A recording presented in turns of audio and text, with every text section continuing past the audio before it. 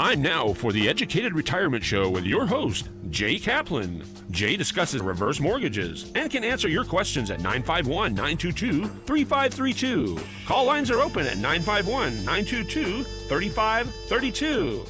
And now here's Jay. Well, hello, and welcome back to the Educated Retirement Show here on KMET 1490, where we contemplate retirement and how to best prepare for that retirement and how to best stay successfully retired. We have a great guest today, Tom Hegna, and I don't know if you remember this, but we'll show it again. I love this. It's a business card. But absolutely meet your retirement needs, top off your tank so you can make it all the way. And happy Friday the 13th for you. And I think last year when we were on Friday the 13th, we went over some of the history of that, so we don't need to go over that again. And just remember, the future is now because knowledge is power. And our phone number is 866-955-2233. 866-955-2233. And call anytime you like. Yeah, you can even call during the show and interrupt us. Why not? But I think you'd be better off calling the call-in number, which is 951-922-3532, 951-922-3532. But we do have a website, and it's the same name as the show, theeducatedretirement.com, or we also have this one, drhecm.com. So just look up one or the other, and once you're there, you'll see a whole lot of great articles and stories about the HECM, or the reverse, how it works, and some articles and a lot of videos, which I think is good. That's like having a book with pictures, and I like that. Also, there's a blog, and if you scroll about halfway down that front page, there is a link to KMET and this show and everybody else's show that's been on here for quite a while. It's there. It says, watch my show at 3 o'clock on Fridays, but if you click on it and follow those easy instructions, it actually opens up the list of KMET sponsored programs. And speaking of those programs, we always give a shout out to Let Grandpa Speak, whose show is here every Saturday morning at 9 a.m. and it is your best way to start your weekend with a good and happy mood. He was nominated for 5 Emmys and he won 3. He is also a real master at barbecue ribs. I think beef ribs was his specialty, but don't forget the West Coast Business Review with Daryl McCants, who is a real master at eating barbecue ribs and anything else. And he's actually a repeat offender here on this show from time to time, and he's on every Wednesday at 4 p.m., and he always gives a plug for this show by saying that I'm part of his advisory board, okay?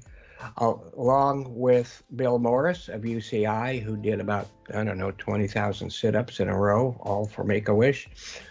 And do not forget Ron Siegel's Home and Finance Show here on KMET Monday through Friday at 6 p.m. And I'm on his show usually about once a month, and I will be this coming Thursday if my old man memory is correct.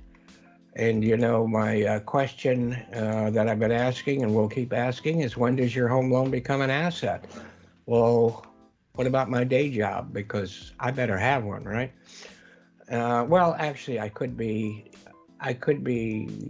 retired. Boy, I had trouble even thinking of the word retirement.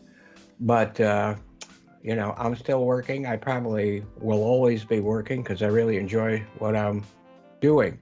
But I am at the Loan Source, and my NMLS number is 384565, Department of Real Estate, 972-630. And I think, as I've mentioned before, I don't sell real estate, but I like to stay on top of what's going on in real estate, and I know a lot of realtors in your area we can help tap to get the information that you are looking for. So I just want to remind us a little bit about the Mortgage Bankers Association application data reminded us that rates do impact volume. The housing market is starting to feel the effect of higher mortgage rates and have risen in anticipation of aggressive tightening of the monetary policy of the Federal Reserve. Well, they've already started that, haven't they? Rates are the highest they've been since 2009, but let me remind you, they're still very low. And that has surpassed all the forecasts that were out at the beginning of the year. And existing home sales declined 2.7% in March, following an 8.6% drop in February, as affordability and historical lack of supply take their toll on would-be buyers.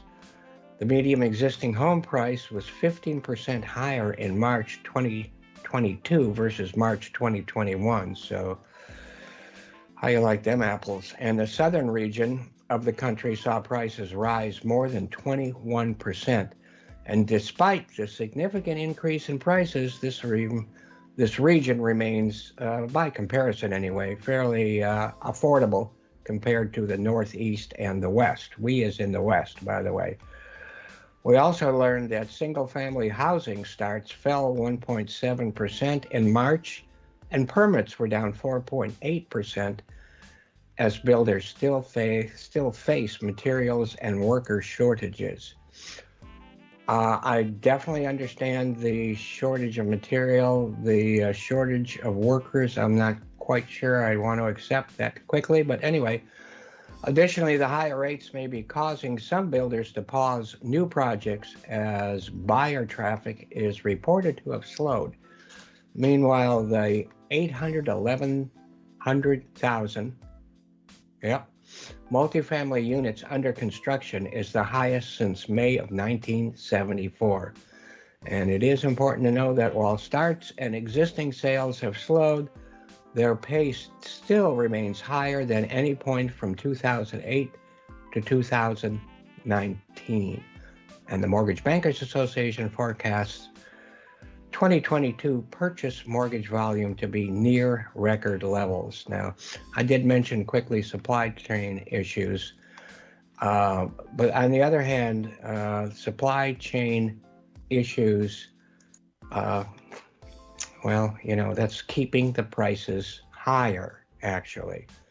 So that's one thing. And of course, the silver lining about these higher prices is the home equity conversion mortgage, because as you know, as you've heard on this show several times, the higher the value, the more, and the lower the rate and the higher the value, the more benefits you're going to get from that.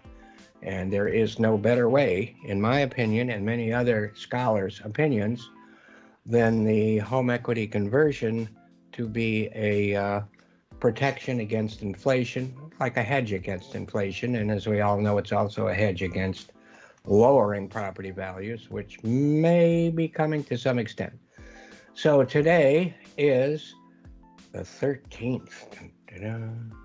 And all years have at least one Friday the 13th, and there cannot be more than 3 of them in a calendar year. For a month to have a Friday the 13th, the month must begin on a Sunday. So enjoy this Friday the 13th. And May is National Asparagus Month, and I like asparagus. And did you know eating asparagus is good for hangovers? I wouldn't know that anymore because I'm not allowed to drink it. Anyway, they are packed with amino acids and minerals that may alleviate a hangover and protect liver cells from toxins. Asparagus is not always green. There's white variety and purple. I think I've seen those. I've tried white, and to me, it just didn't seem to taste the same. But I don't have a lot of experience with white asparagus. With mortgages, yes, I have experience. With asparagus, white asparagus, no. So asparagus will continue to produce yearly for up to 20 years. That's from the same plant, yet it takes about 3 years to grow from seed before you can harvest it. Chickens help farm asparagus. Many times, farmers will send in a flock, a whole herd of chickens, about a dozen hens per 1,000 square feet of asparagus, as the birds will take care of the weeds for them. And China is number one source of asparagus these days. Next is Peru, Mexico, Germany, Thailand, and Spain. The United States ranks fifth, with the state of Michigan producing the most asparagus in the country. And I guess I come from Michigan, and now that I am built more like an asparagus spear, I used to be more like a bunch of asparagus. I guess that makes some sense. Now, it's also National Frog Jumping Day, and here they come. Thousands of slimy little athletes ready for the biggest event of their careers, and afterwards, it's back to the pond. The Calaveras County Fair and Jumping Frog Jubilee is one of the longest running fairs in California. And it started in 1893. Calaveras County is in both the Gold Country and High Sierra regions, and Calaveras Big Trees State Park preserves the giant sequoia trees. The fair is scheduled this year, May 19th, coming up, so get your tickets through the 22nd. Attendance is usually 50,000 for the 4 days. 50,000 people, that is, not $50,000. It hosts the fair every year to celebrate a frog jumping story by Mark Twain about a betting man and his pet frog. Let's show a couple of pictures. There's a picture of the original story right there. And these are not supposed to be sepia tone, but I was running out of ink again, and somehow I like the looks of them, right? I like the looks of these pictures, just the way they are. What I got here? Oh, this just shows somebody yelling at a poor frog, trying to get him to jump. Now, I used to be a bartender where I met my wife some 876 years ago at a place called Houlihan's, Newport Beach. Not near the beach exactly, but anyway. And we had, what were they? Races? Turtle races. Turtle races every Friday. But I mean, turtles, they do move slow, but it's not nearly as exciting as watching a frog jump. And, a little tyke with his little pet frog. I wonder how much he's bet on that frog. And of course, really want to show you this. Here is the real horror of frogs. What do you think? I think that's great. Look at that hand coming out of the mouth. Anyway, that's great. Professional frog teams travel from all over the world to compete each year. The winner is commemorated with a brass plaque mounted in the sidewalk of downtown historic Angels Camp. It is known as the Frog Hop of Fame. Each contestant will place their frog on the starting lily pad and sing, dance, and whistle or yell to get their frog to begin jumping. But whatever you do, once your frog is on the starting line, you can't touch that frog. Besides, you don't want to get the warts anyway, right? And the rules are strict, and the animals are always handled very well and are protected. The contests are competitive and should be a lot of fun. Some winners have been 2021 Firefly. He or she bounced 20 feet and 1 inch. 2019, the Webbed One jumped 18 feet 6 inches. Jumping Jack Flash came in second. 2018, Reckless leaped 19 feet 2.5 inches. The world record is set by bullfrog Rosie the Ribbiter, R-I-B-I-T-E-R, in 1986, who jumped 21 feet and 5 3/4 inches. No endangered species are allowed. Besides, it's illegal to use endangered species. I doubt if betting is illegal. Well, it may be illegal, but I bet it happens. There have been issues with enormous frogs. wanting to feast on some of the other contestants, so there's never a dull moment. And if the world record is broken, the frog owner can win $5,000. Frog jumping contests are held in small communities around the country, such as Indiana, Ohio, Washington, Louisiana, New York, and Manitoba, Canada, as part of the folk culture. Now, now I'll do one more. National Apple Pie Day. You hearing me, Ron? Yep. It's America's favorite dessert. The first apple pie recipe printed was in England in 1381, and ingredients were good apples, good spices, figs, raisins, pears, and a crusty crust. Even though apple pie existed before the Pilgrims landed, Americans adopted the phrase as American as apple pie. Soldiers in World War II were quoted, "They were fighting for mom and apple pie," and advertisers later in the 70s said baseball, hot dogs, apple pie, and Chevrolet was all American. I think Chevrolet must have had something to do with that. So ways you can serve apple pie is with whipped cream, ice cream, cheddar cheese. Some are made with crunchy crumble, cinnamon toppings, rolled oats toppings. There's even sour cream apple pie recipes. So go and eat some apple pie today. Now Nellie has about 3 different stories for us today, being a very exciting day for UFOs and space incidents in general. So let's turn it over, as long as I can hear that the retro rockets. Do I hear that? There they are. And so we've got maybe a little over 5 minutes in this segment. So decide which one you want to go. Okay. And go. Okay. We'll be talking about the Event Horizon Telescope.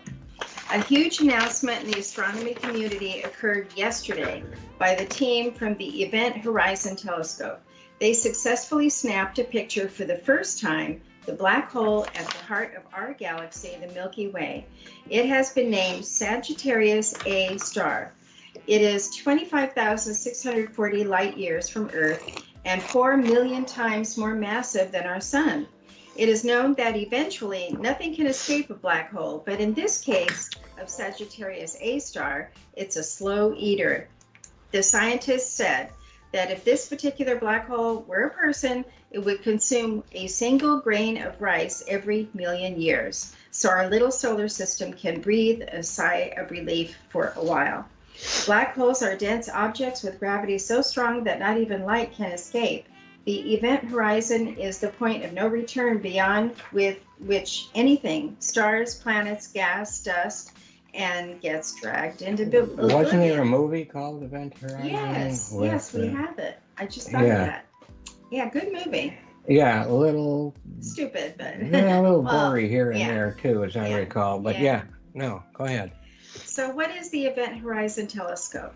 It is a global network of several radio observatories are dedicated to finding and photographing black holes in and out of our galaxy. They work in unison, making one image. These observatories are located in France, Spain, and Greenland. There are 2 in Chile. In the United States, there are 2 in Arizona and 2 in Hawaii. There is 1 in Mexico and the South Pole and Denmark. All of these locations have minimal sky pollution, if any. In 2019, a black hole was photographed that lies 53 million light years from Earth. It is called M87 star. It is a supermassive black hole at the center of the Messier 87 galaxy. So picture the Milky Way, a spiral galaxy that contains at least 100 billion stars. It resembles a spinning pinwheel with our sun situated on one of the spiral arms. And Sagittarius A star is located right in the middle. That has just been photographed. So next week, we'll talk about star stats. Star stats. Yep. All right. Now we've got maybe 4 minutes or so. You can throw, before you go back to the space station, unless you want to throw some jokes in here right now. No, I'll do All right. Have at it. Okay. Again, NASA Nellie presents Attention, all ufologists. This Tuesday, an article appeared in the New York Times.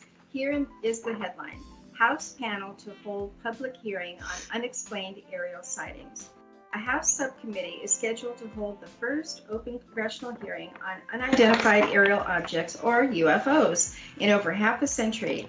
It is the result of the report of the Office of the Director of National Intelligence, focused on 144 incidents dating back to 2004, and was able to explain only one. Remember all those Tic Tac videos? They showed vehicles traveling at extreme speeds without visible means of propulsion in and out of the water.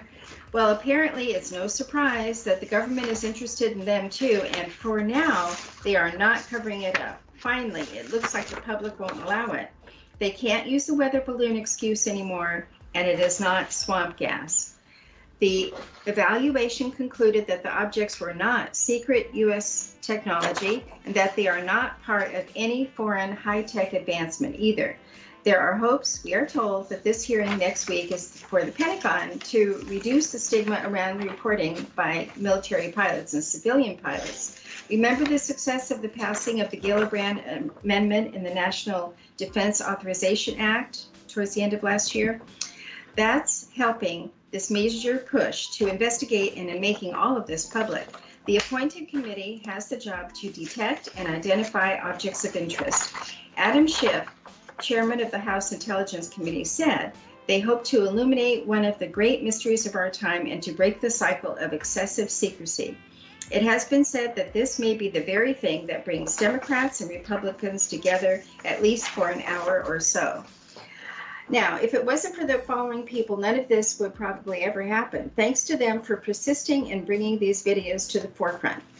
Luis Alexandro, formerly Intelligence for Secretary of Defense. Tom DeLonge, musician who founded To the Stars Academy of Arts and Sciences. George Knapp, investigative journalist, which we know very well. Leslie Kean, researcher and journalist, and Ralph Blumenthal, writers for the New York Times. And yes, even thanks to Jeremy Corbell, filmmaker. So hope to give you an update next week. Well, thank you, NASA Nelly.